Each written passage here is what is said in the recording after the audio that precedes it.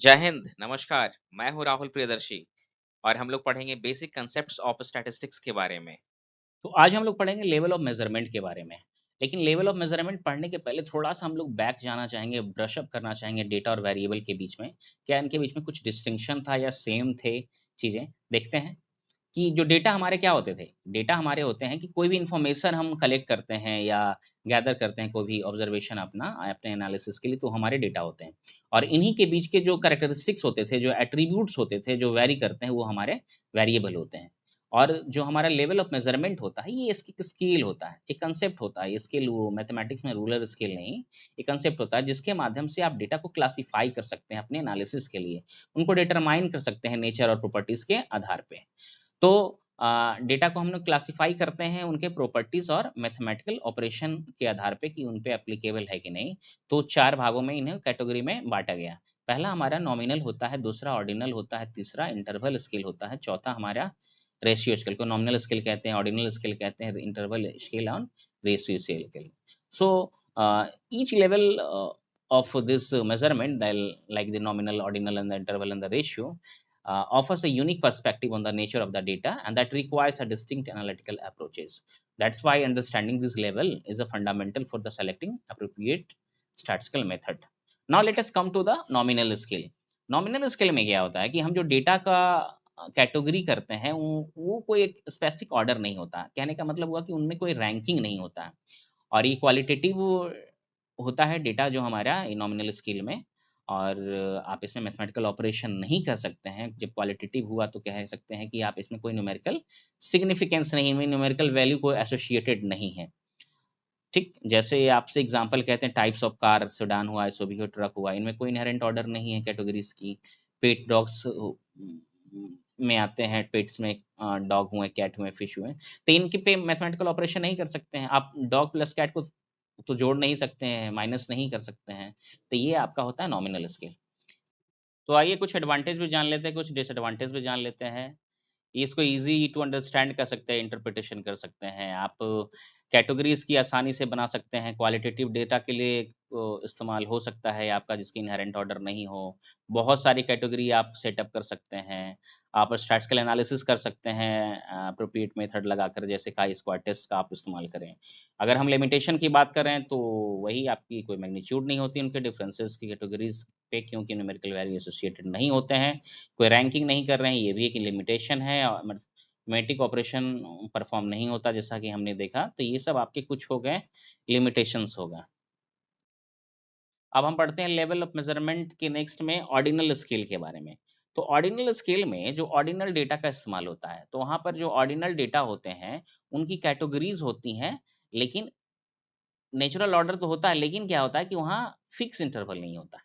ठीक, फिक्स कहने का मतलब क्या हुआ कि यहाँ पे आप रैंकिंग कर रहे हैं without knowing the exact differences between the position.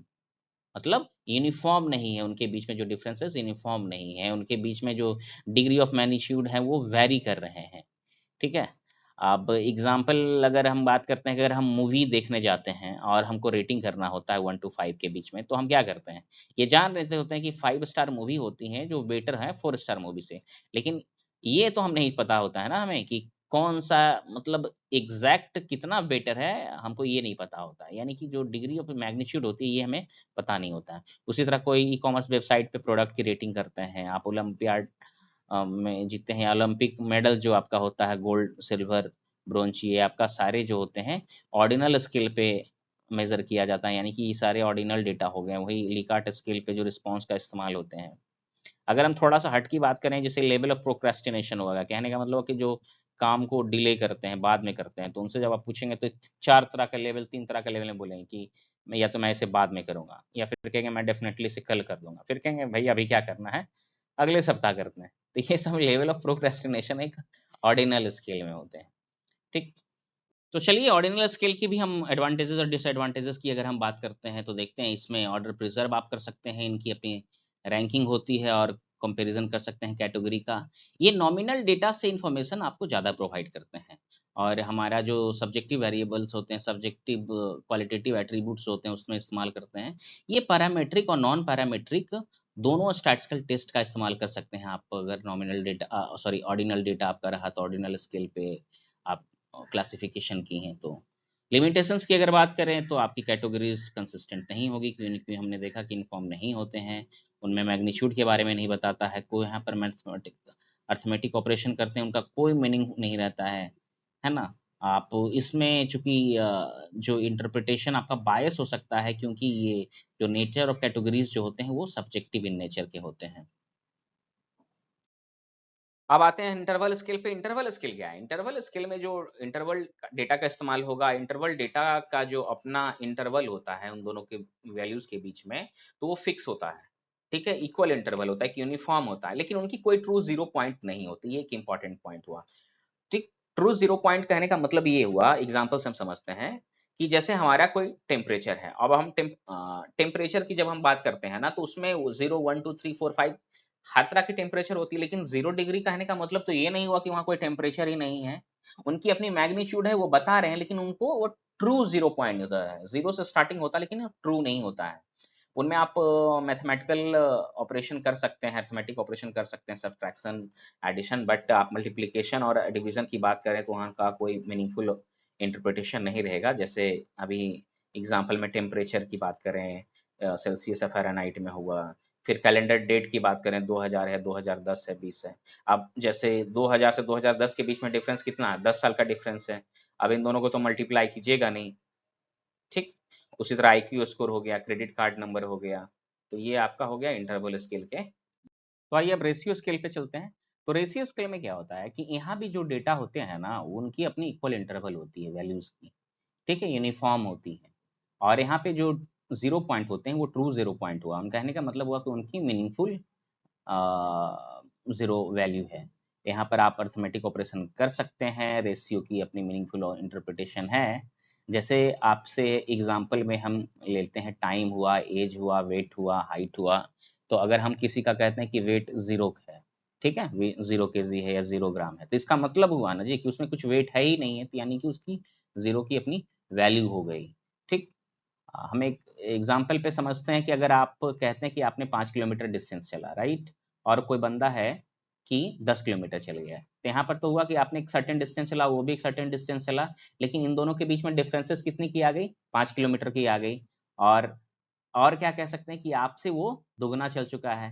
तो आपने यहाँ देखा कि सब्ट्रैक्शन भी कर रहे हैं 10 से और 5 का, फिर आप रेशियो भी देख रहे हैं कि ये इससे 2 टाइम्स ज़्यादा है।